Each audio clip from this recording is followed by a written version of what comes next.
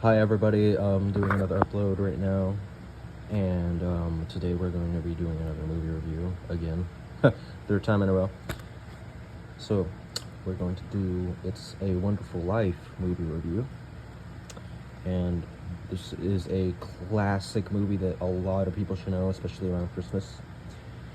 It's a very, very classic, amazing film, and let's get into this. So, It's a Wonderful Life, which came out in 1946.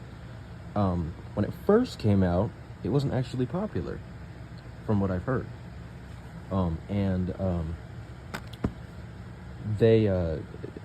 It wasn't big enough until a couple years later when it started to get really big, and this movie became a classic Christmas movie.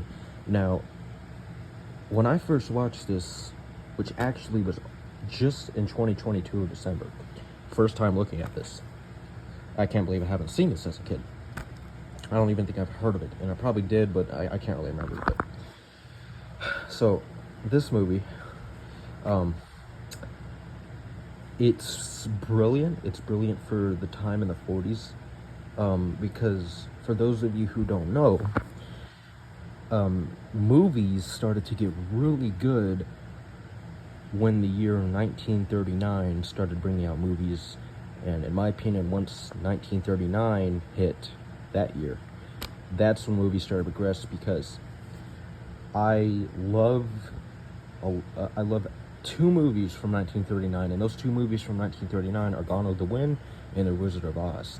And I think those were the first two to actually do a strike on starting to get the movie, industry and everything really started to progress.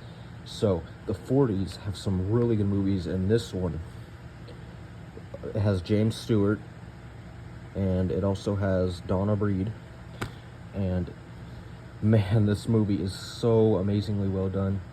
And of course, it just starts off with a guy who starts getting this family, and he starts, and then he starts, he just, as he goes on, stuff happens to him that makes him starting to get so depressed. And I don't want to spoil it if you haven't seen this, but so then of course you got these angels that are watching him, and it's just a fantastic film. And